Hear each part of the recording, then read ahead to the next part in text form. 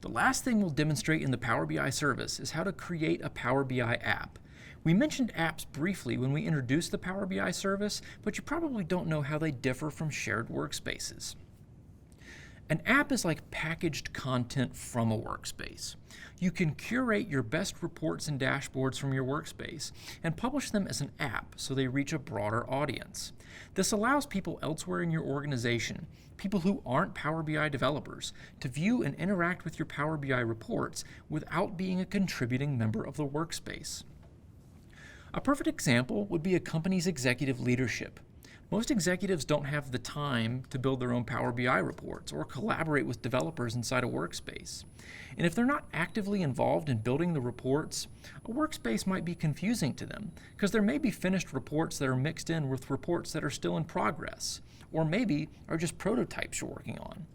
Just imagine the embarrassment that might happen if a senior leader at your company looked at a report in your workspace that was still in progress and then drew the wrong conclusion from it because the data model was incomplete.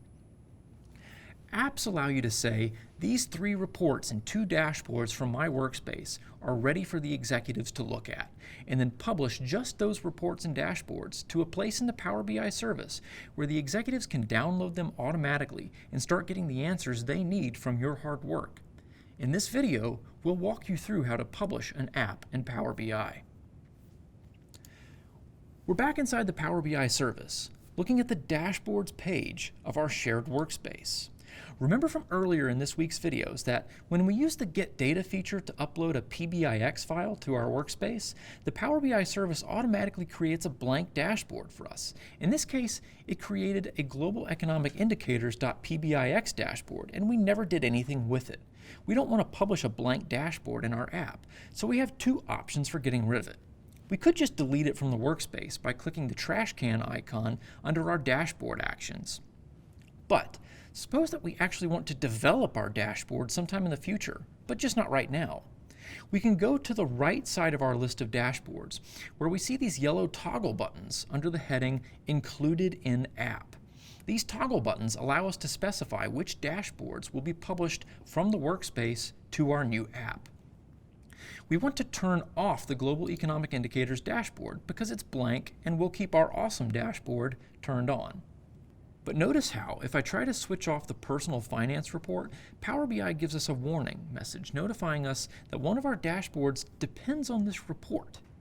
There's a relationship from the personal finance report to our awesome dashboard because we pinned a tile from this report to that dashboard. As a result, if we publish the dashboard but don't publish this report, the tiles in our dashboard that originated from this report won't show up. So we need to publish this report as well. We'll flip it back to yes. The next step is to click the yellow Publish App button in the top right corner of the workspace.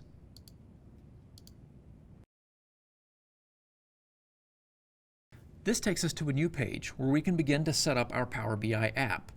There are 3 tabs on the top of this page: Setup, Navigation, and Permissions.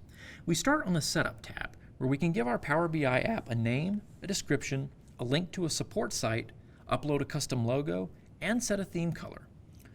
We'll call our new app Executive Summary and give it a brief description like, look at the cool stuff we built. With a support site, we can link our audience to a knowledge base article or some other website that tells them how to use the app. So here we'll just put in powerbi.com.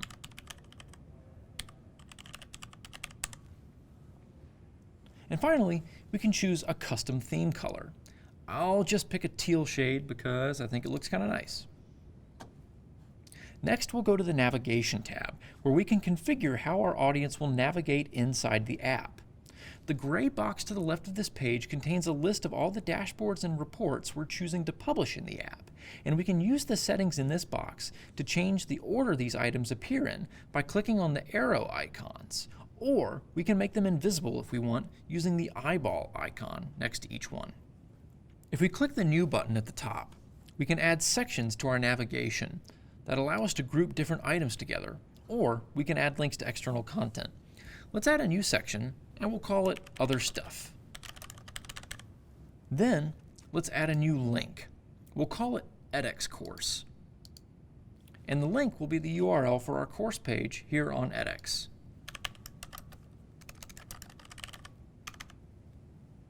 The Open In setting tells the link to either open in a new browser tab, our current tab, or we can open it inside the Power BI content area. Let's try the content area. And finally, we can add this link to a group, so let's add it to the Other Stuff group. Now, in the gray area, we can see our Other Stuff group with the edX course link nestled underneath it. Next, let's look at the ways you can customize the items in your app. If we click on the Personal Finance 03 report, we see where we can change the name of the report, or view a direct link to it, or assign it to a section like we just did with our edX course link. We can also hide the report from navigation so our audience can't see it. And this might actually be a good use of that hiding ability, because the main reason we included the Personal Finance 03 report was because of its relationship to our awesome dashboard. We need to publish the report so our dashboard shows all of its charts, but otherwise the report doesn't need to be visible to our audience. So let's click the checkbox to hide this report. One final thing we can do on this page is under the Advanced Settings. We can change the default width of the navigation pane in our app. You can choose between small, medium, and wide. Let's choose medium. The final tab in our app setup is the Permissions tab. This allows us to specify which users or groups in our organization can see the app and install it using Power BI. We can grant access to our entire organization or specific individuals and groups. I can type in a group name like Executives, and then let's add an individual like Dan Daniels. Maybe he's a management consultant from outside the company who also needs to see our app. Notice how, directly below the box where we enter our groups and individuals, Power BI tells us that any users and groups who already have access to the underlying workspace will also have access to the app by default, so you don't need to specify them again here. Further down, we see an option to install this app automatically. This is an option that the Power BI administrators at your organization can enable for you. It will automatically install your app on the Power BI accounts for your audience. So in our case, if we enabled that option, the executives and Dan Daniels would not need to manually download the app from the Power BI service.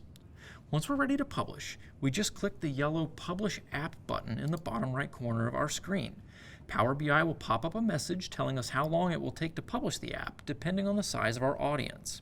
For small groups, it usually only takes 5 to 10 minutes, but for large audiences, it can take up to a day. Once we click the yellow Publish button on this pop-up, another window appears saying it's been successfully published. It gives us a link we can send to our audience, or they could just log into Power BI and download it using the Get Apps feature. Now that we've published our app, in our next video we'll dive into the app itself and show you some of the features that our audience would see.